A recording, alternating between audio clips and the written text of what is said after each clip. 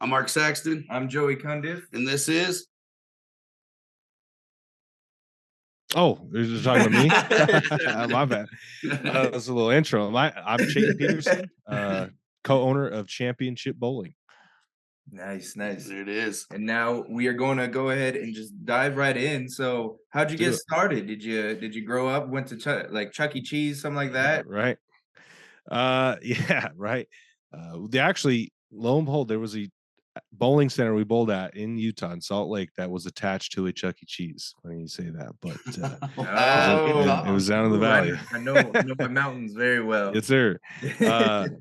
No, man. Me and my girlfriend Kenzie, we kind of started Championship Bowling. It started out as basically just some live. I was going to live stream myself bowling some tournaments, and then I found out quickly that moving like live stream equipment, at least if you're just doing it on your phone, you can move it around pretty good. But I had started out with a camera and a computer and the whole kind of setup like that, right? So when I did it, I couldn't really move it around, so I just sat it there and live streamed the tournament that was happening. And ever since then, it kind of just took off. We just continued to gain viewership. It was kind of right there during COVID when a lot of gaming streamers and such blew up. That whole industry blew up. Well, we kind of grew with that too, and a lot of people couldn't either come watch or could come bowl at all. So they engaged with the chat, and we moved over. We kind of started on Facebook.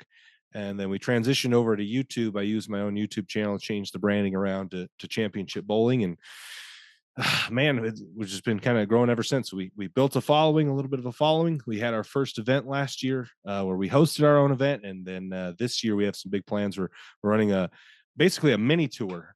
We would call it. It's 4 events in 4 months at the end of the year, and a lot of money to be given out, and a lot of hype to go with it. So we're pretty excited. And that's kind of the history and where we're going with the brand. That's awesome. I like that. So when you say mini tour now, I understand a lot of the competitive, competitive bowlers that you got. Can you kind of describe what kind of competition you're expecting? Are you expecting anybody from the big tour? People who dabble? What are you expecting? Absolutely. So we take this model where we want both, right? There's a lot of tournaments that exclude some of the top touring professionals and only cater to handicap bowlers. I don't know how much about golf, but if you get 10 strokes a game, right, it takes 10 strokes off your score. Well, bowling has something similar where you get pins added to your score. So there's tournaments that are just handicap. There's tournaments that exclude professionals, and obviously there's professional events where you have to have carry a certain average. So we cater to both. We want to bring these two competitions together. Pickleball is a really great example. This is kind of we're following a little bit of their model. Is obviously it's doing really well, where they have a professional tournament and an amateur tournament happening at the same time. So we're trying to follow that model a little bit, where we have an open division, open to any averages, and then we have an under division, which right now is 205. If you average 205 or under, you're eligible to be in this division, right? So you'll qualify separately in our divisions. And then we have like an advancers round. We call it a cashes round because everybody that advances cashes. So we have a cashes round before we cut to whatever the Sunday finals would be. And we guarantee 2 people from the under division. If they don't naturally make it into the final bracket on Sunday, they will be placed into it. So we cater to both. We hope with the amount of money that we're about to pay out, it will attract some touring professionals. There's not a lot of PBA Tour events or professional events during that time. We strategically picked the date so that wouldn't happen, so we can try to attract some guys. We're going down to Vegas for one of the events. It's pretty kind of a hotbed for high level competition down there. So a good mix, really competitive, really fair is the formats we try with the patterns that we pick and stuff like that, so that everybody feels they have a chance. But the best bowler should win, right? So if you're gonna play the best, you should win at that point. So we don't do handicap. All of our stuff is scratch. We just separate the division, so you're competing kind of against your own until the cashes round. Nice. I like it. Yeah, I like that. That sounds awesome. So I'm assuming you're live streaming all your events, correct? Yeah. So we kind of done things a little differently than traditional bowling organizations have. Bowling's pretty old. I'm not sure if you guys know this, but bowling had the very first athlete to sign $1 million sponsorship agreement. It was Earl Anthony. Wow. He was the first athlete of any golf, football, baseball. It didn't matter. He was the first one to sign $1 million sponsorship agreement. So bowling was really, really big out back in like the 50s and 60s and 70s. And then it kind of lost some popularity, in our opinions, because it just didn't change with the times. Bowling is much like most games, right? Football is very similar to what it used to be. But what changed was it's more entertaining. Football is entertaining. Baseball is basketball. Like, all these sports catered to the entertainment aspect because that's what put asses in seats, right? So Right. bowling, I don't feel has changed much in that regard to try to make it entertaining. We've done something different. So we built our online presence first. That's kind of how we did this first, so that when we came to the table, we went to partners or sponsorships like, hey, these tournaments are going to get viewed by over 100,000 people. You're not going to get that with another tournament. Yes, there are tournament organizations that may have more people in the building. We pull maybe 200-300 people. They maybe pull 1,000, but more people will see our brand. More people will see your brand at our event because we control the stream. We control what commercials get ran. We control where the logos get placed. So we kind of took an opposite approach, built our social media following first, and now we're building the competition side. So hopefully we can pay some of these guys a little bit more money without having them pay higher entry fees. But That's awesome. yeah. That's cool. You did the opposite of what Live Tour did, which is good. You right. decided to get the audience first. Yeah, we had to generate income first. We didn't have that Saudi money, unfortunately. But yeah, so one of the things we did, which maybe was a little controversial to the competitive bowler, excuse me, was in our Sunday bracket. It was a double elimination top 32 bracket. Okay. And our matches were best of 2. So it wasn't a 2-game total game. It wasn't best of 3 and first to 2, right? It was best of 2, so that we kind of forced people to tie was the idea. We wanted people to tie so that it would force the sudden death roll off. Like, this is what we wanted. And more than half the matches went to some. It was hard to beat someone twice in a row, so a lot of the matches went to sudden death roll off. And man, it kind of worked out perfectly. We had the final match to win the title, and $5,000 came. We went 3 sudden death roll offs, and there was so much pressure that the building would be silent for a second. You could just feel how much energy was in there and ready to kind of let it go. And one of the matches in particular was near the end. This kid, Kyle Morrison, had just bowled 6. It was his 16th game of the day. So he bowled 16 games to get to the point where he is at, because I think he lost early on in the first round. Ran through the losers bracket, got to the one before the semifinal, and forced a roll off. His opponent went first, 10-pin, right? So essentially you're thinking, the pattern wasn't super hard. It's got to hit the pocket. I'm at least tie. Maybe I'll catch a break here and win.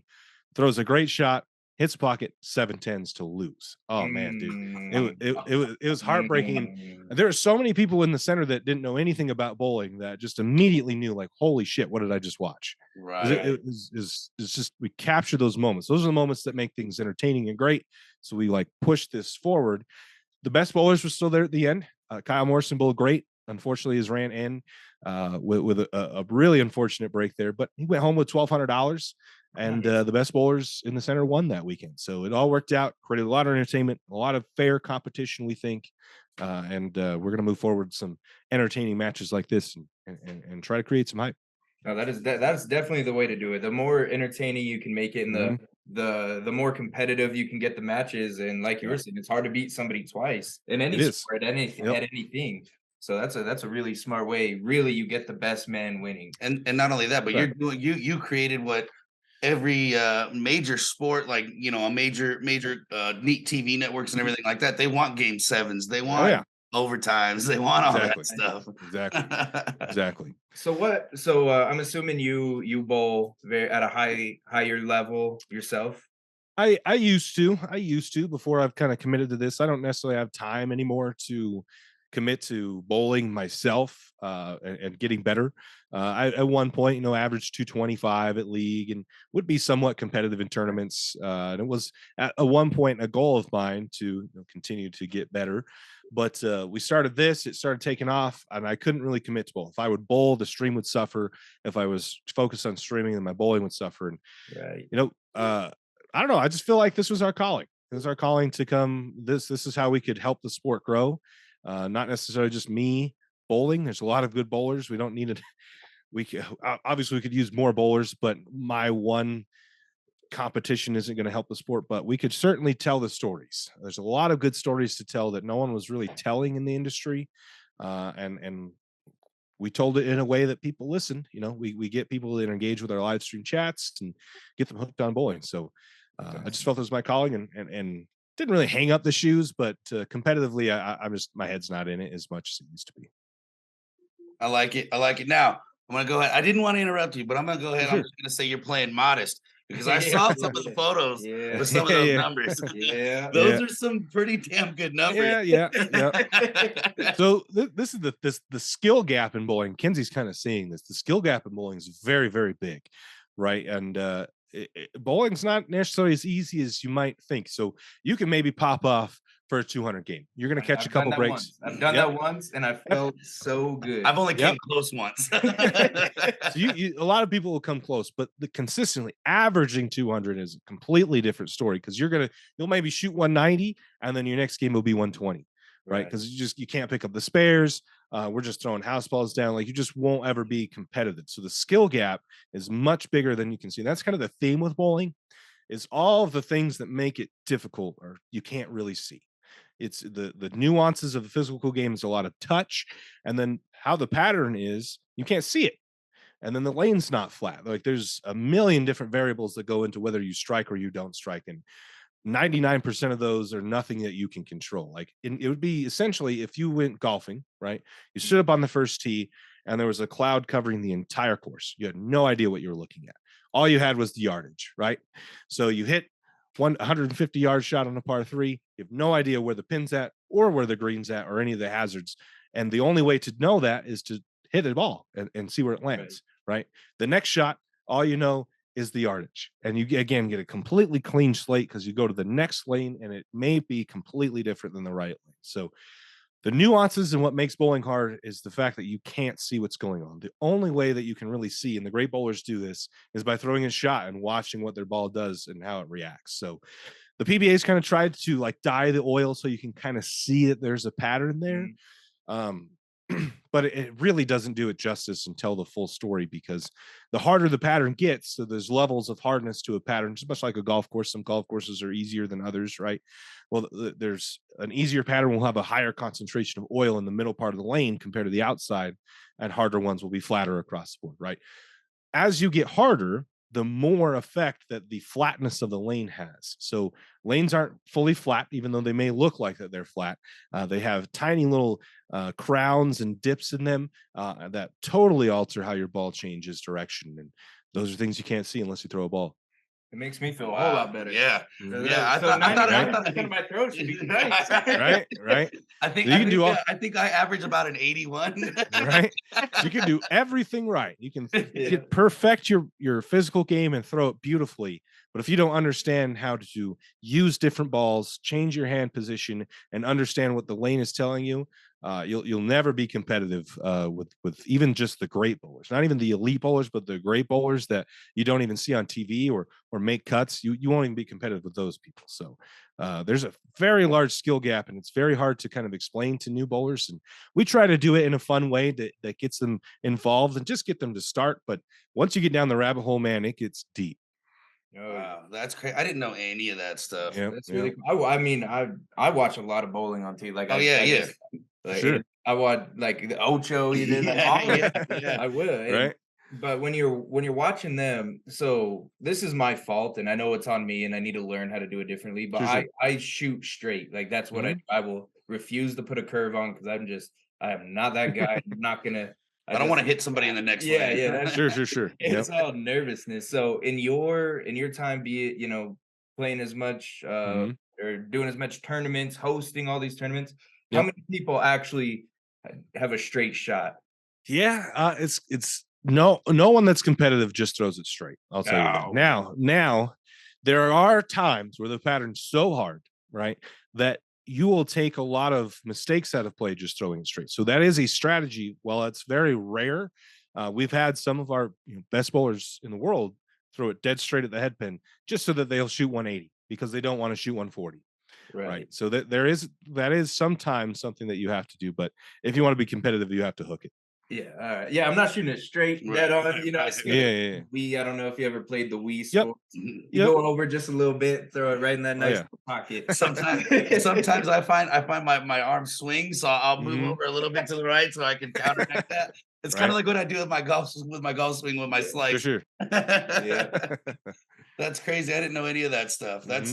I wish more people would talk about that. That would be, I mean, because I watch a lot of bowling on TV too, and for me, all I see is the same amount of curve for every bowler, and it's like I can't do that. So apparently this game isn't for me. Is how I've always felt. Right. And I've always loved bowling. It's so much fun. Just the atmosphere. You know, you get to control. It's just like golf. You get to control the outcome. And watching those guys, I'm just like, well, I'm just gonna go ahead and just put that on the shelf. Right. Yeah. No, it's surprising the amount of new bowlers that find our channel while we're going live and ask these questions. It really excites me. These are my favorite questions to answer too, because it means that we're getting someone and someone's interested enough to ask, why is someone hooking the ball? And there's a stigma. You know, some of the older generation of bowlers don't help at all, or will make fun of these people or something. But you know, it's a really good opportunity to get more people involved in the game, get them to go, because once you get it, you're going to throw a shot just like in golf. You're going to hit a shot, you're like, holy shit, I just pured this. And you're going to throw a shot in bowling, it's going to split the 8-9, or you'll send a dirty messenger, and you're going to be like, wow, I want to do that again. And you're going to work really hard, and you're never going to master it. You're never going to master it. Even the best players in the world have never mastered it, but you're sure as hell going to try, and it's going to feel good when you get it right. So I think that is the beauty of it, is like, even when you know exactly what you want to do, like they're we got so set up one time at golf tournament. There was mountain, it was a nice course, but there's mountains everywhere, and they're like, yeah, the pin should be right about where that mountain is. When we're in the valley, so there's mountains all around. So we're just gonna go ahead and send it out there. No matter how good the swings were, just wasn't. And then the worst part too is, you know, we don't have like all the fancy gadgets like some of the golfers had. So we were guesstimating our range. I was like, maybe a 5, maybe a 5. Absolutely. So while we're on the topic though, in your opinion, and I'm pretty sure everybody's got a bunch of different names that might roll by, but who's the GOAT? Who do you think the GOAT is? Ooh, who do I think? There's like 3 or 4 people. It depends on who you ask. Depends on how old they are. Essentially, it depends on how old the person is. You ask someone older, they're going to say Earl Anthony or Walter Ray. You ask someone younger, they're probably going to say Pete Weber or Jason Belmonte. I would say currently, Jason Belmonte is the greatest player of all time. In the shortest amount of time, with less tournaments to bowl, he's won more major titles than anybody ever. His career, when it was in his prime, his stats weren't too far off, and in some cases better than Tiger Woods' stats, as far as the amount of his win percentage and his average finish, stuff like that. Like it was pretty unbelievable what he was doing at one point. This year, he's having a little bit of an off year. It seems like last year he had a pretty solid year. This year hasn't made a show yet. But I would say, in my opinion, because there's so many less tournaments now, so many less opportunities to win, Jason, I think is the greatest bowler of all time right now. I like that. And you know, I actually wanted to ask you too. This reminded me. I was watching one of your episodes, and you were talking about basically like how bowling doesn't need a savior. They need somebody homegrown. I really loved that conversation.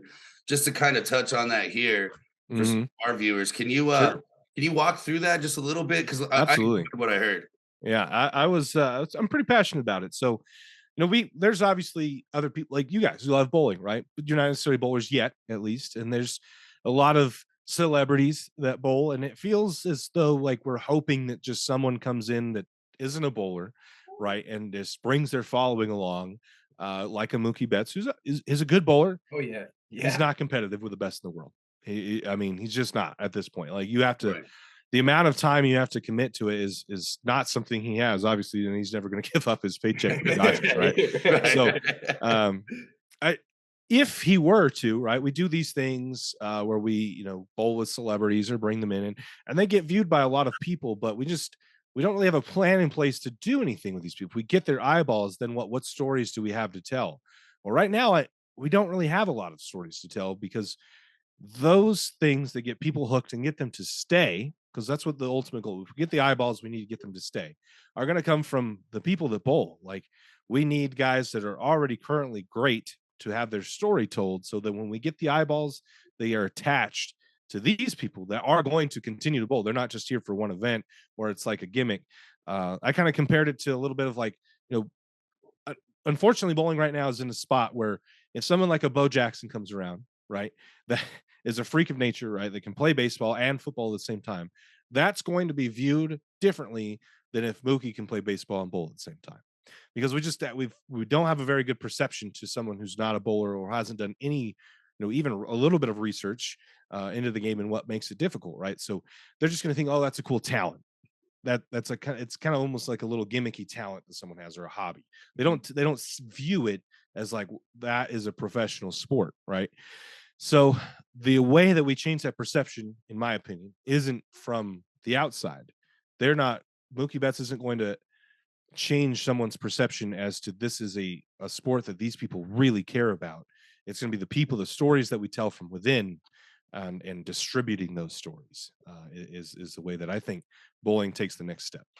I love that. Yeah. So speaking on that, I kind of like, it's something that the UFC does. So it's very interesting. So we interviewed a professional cornhole player, and on ESPN, and it's kind of the same type of thing where people think, oh, you're good at cornhole. That's you're good at a backyard game, right? And it's like, no, if you try to play me, like there's a difference. Yeah. So what the UFC kind of really hit on was they find people that are talented. They may not be the most talented, but they bring energy. They bring that kind of momentum. And I'm not talking about just a big following, but somebody who's a great personality. Sure. Do you have somebody like that in your community right now? I mean, bowling's full of personalities, right? I think there's a lot of issues. Kinsey and I have this conversation a lot. There's thousands and thousands of small. Sounds like Kinsey needs to be on the show next time. Right? She can give you a lot of insight from the non-bowler's perspective, but there's just thousands and thousands of these small little things that we do wrong. And you what's the one, if you ask me right now, what's the one thing bowling doesn't do well? I wouldn't really have an answer for you, because there's not one big giant thing. Because you say like, but bowling's been a game around for a long time, it's fun, why doesn't it do good? There's just 1,000 little things that we do wrong that add up to why it's so far behind from other sports, right? We have a lot of personalities. I mean, obviously Pete Weber has gone viral several times, right. But still people don't respect it. Yeah, exactly, right? So as far, I would say the GOAT of impact, the most impactful bowler to the sport, I would say is definitely Pete Weber. Second, though, to Jason, who obviously is the two-hand revolution. But anyway, thousands of little issues. We don't have a lot of time on Fox. Fox sells small portions of TV time, and we don't use them effectively. One of the issues the PBA is doing, the Players Championship, the next major that'll be on TV, is we have a 4-day step ladder. And I don't really love step ladders. They're slow. They can get boring at times if the matches aren't good. We could really use that time more effectively to flesh out some stories and just show more matches in general. Like the PPA tennis has a center court, right? They can use the two TV pairs as a center court and just run match play. And then you get all the players through match play, some TV time, tell a little bit of their story, see them. I don't know, maybe there's a close match. You get, wow, I like the way that guy reacted, or he's really vocal, something like that. There's a lot of personalities in bowling. We just don't get a chance to tell them. And a lot of people don't, a lot of the older generation really doesn't like seeing people get excited. Man, some of these youth kids are slapping stuff out and walking it out. I mean, it's really exciting to watch. And we encourage people come to our tournament, have fun, man. Let it out. So I wouldn't say there's one specific person. There's a lot of stories that we just don't do a very good job telling. So we don't get very many opportunities to do so. The PBA social media isn't very good. Really, our live stream is put behind a paywall. Right, you have to pay $12.99 a month, which is more expensive than Disney Plus, to watch a tournament like this week, they had an issue where the internet went out in the area, so they couldn't stream it at all. Right. So are you guys going to pay $12.99 to watch bowling? Right. Probably not. Most of the fringe bowling fans, maybe they like bowling, but they aren't 100% into it, probably aren't going to pay $12.99. We're going to catch it if it's on, type of thing. Right. And then it's not on very long. If the match is boring, they click out of it, whatever it is. So we've taken a different approach. We focus on telling these stories, with the players that we have. We do a lot of interviews. We have a lot of fun with it. We make these graphics to get them to share it to their friends. A lot of our youth bowlers back when I was young, and I didn't really post about my bowling because I got made fun of it for a lot, but we have these youth bowlers now that are, the popular kids in school, and they post about it. They get a ton of support.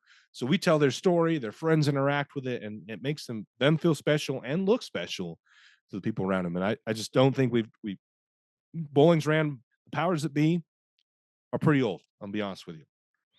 They're not very young, and they don't really understand the power of social media. They maybe try to say they do and then do things that aren't what people want.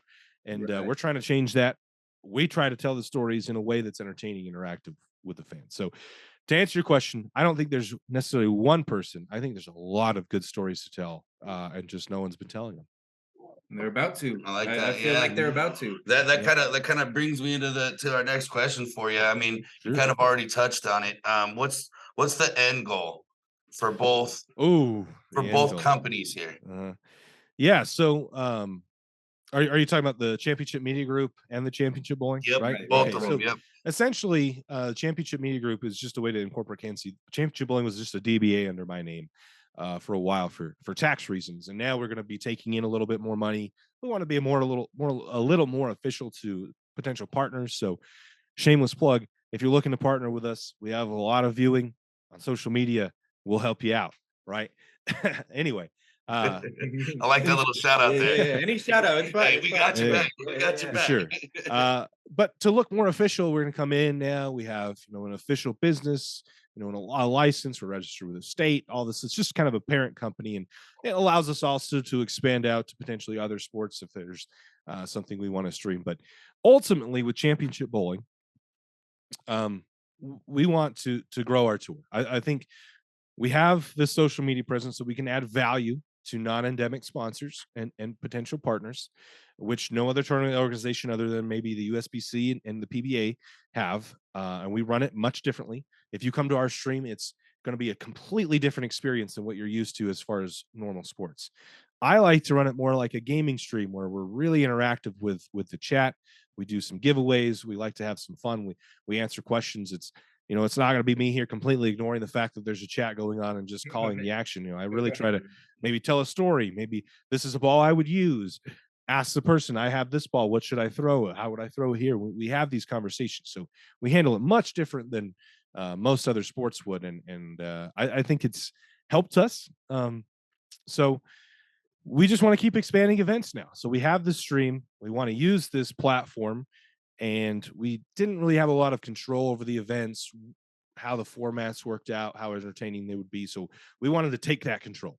So now we're running our own events. We're going to have 4 of them this year, back-to-back months, essentially August, September, October, and December, through about the West, 2 in Utah, 1 in Vegas, 1 in Reno.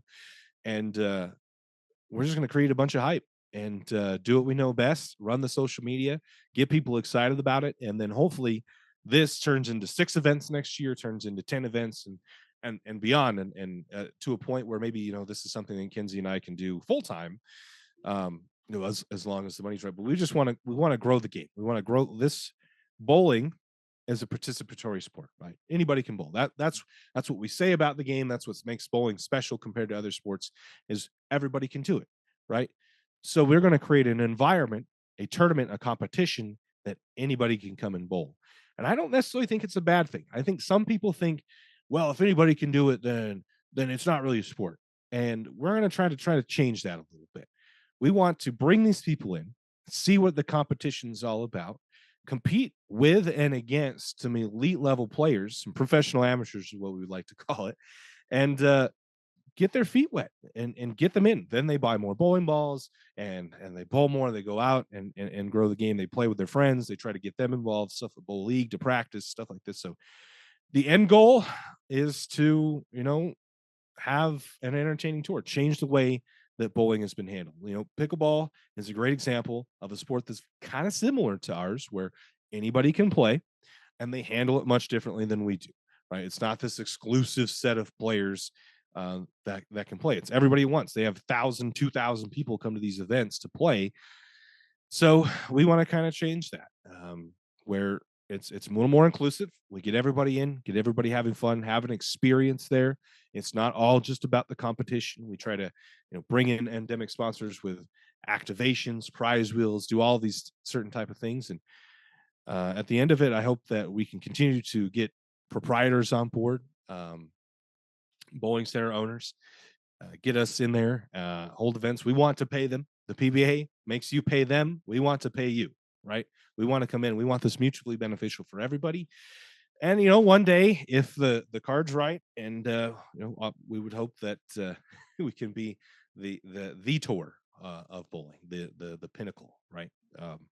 That's a long ways out, but it can be done. Pickleball's done it. Absolutely. It's not. You're handling everything the right way, and another thing that I really like about what you're doing is it's kind of interesting how people from like my generation and younger and a little bit older really like to interact with the things they watch. It's not just like I'm going to turn on TV and that's it. Like they want to interact, and that's something that in the sporting world it doesn't happen, and that is super cool that you're taking advantage of it. And I think personally that is going to be a huge, and you've already probably seen the effects from it. It's huge. It gets people wanting, and when you answer somebody's question, they're automatically going to be like, okay, well, I'm going to tune in again because I got another question. 100%. So, now we're running out of time, but I got a quick one. What are those golden pins? What are these those golden pins? Oh man, yeah, these little guys. These guys. Oh, timber.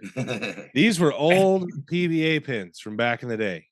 Wow. Back in like the late 90s, man. And one day, guys, we're gonna have these. It'll be a Championship Bowlers Tour logo right here. It's gonna have my name on it.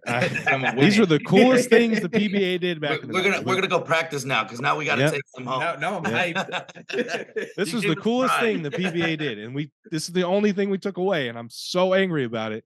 These are so cool. When the title match, you see 20 gold pins sitting up there. Man, that's damn cool. I don't know why we took it away, but yes. So we got just about 5 minutes. Now, I shoot it straight, okay? How do I change that? How do you change it? Okay, first, you need your own ball and your own shoes. All right. First and foremost, it's going to be so much easier if you have a ball that fits you so that you're not grabbing. Those house balls are terrible for fit. Kenzie doesn't rev it a lot, and if you watch our YouTube videos, she can get her ball to hook, especially her newest ball, the Gem, very strong. Doesn't hook it a lot, but because it fits her hand, it falls off properly. Thumb first, then it hits the fingers, and then it starts to rotate in the air, hit the lanes, and it hooks. So got to get your own ball that fits. So your local pro shop can do it. If you guys are out in Arizona, there's a couple really good ones out there. Next would be to get a lesson. And there's a lot of good YouTube tutorials that show you how to rotate the wrist and uncup it to, or cup it to uncup it and get that rotation. The more you do it, the more you snap it, the more revs you'll get. But I would say the first thing you need, a ball that fits, and then get your footwork down. Get the timing and footwork down. Just play very straight, let the ball kind of hook a little bit, and then start incorporating the snapping of the wrist, because the hardest part is going to be getting your push away right, getting the feel for a nice smooth swing, getting your feet to move in the right proper cadence, that kind of stuff. That's going to be very hard to do. Once you get that down, then move on to trying to hook it a lot. All right. So it just sounds like Blue Collar Sports needs to partake in one of your tournaments. You absolutely should. Where's that? You absolutely should. Arizona, your next Arizona turn, and I have a lot of people that like to bowl. Same. Mm-hmm. Same. So I promise you, it won't be empty. but make sure we're in the lower division. Yeah, some help. Yeah. So just really quick, there's a cool feature that we're doing. We have this, it's called the CB Experience Division. So you pay a significantly reduced entry fee. It's just basically the expenses, no prize fund. You are eligible for the prize fund. It's basically just so you can get the experience. And then the top, 1, 2, 3, or 4 bowlers, how many ever we have at that point, will win a bowling ball. So good way to get your feet wet, see what the competition's about, and potentially win a free bowling ball. We'll link up after the show, and we'll exchange information. Yeah. Any more plugs before we end it? No, man, just championship-bowling.com. You can find, we've built a pretty nice looking website. It's got all the information on the tour, and we're really, really excited about this. This is going to be massive. We're going to pay out a lot of money, and we're going to hype the hell out of it on our YouTube and Instagram and all the socials. So check it out. You got another supporting crew right here. We'll support you too. Hell yeah. So, all right, awesome. It's been a pleasure. We'll thank you for your time. Yeah, of course. Anytime. Thank you guys. We're gonna want to be involved. Also, we'd like to do a follow-up after your next tournament, see how it went. 100%. Anytime, man. I'm available. Awesome. Thanks, man. You have a good night. You too.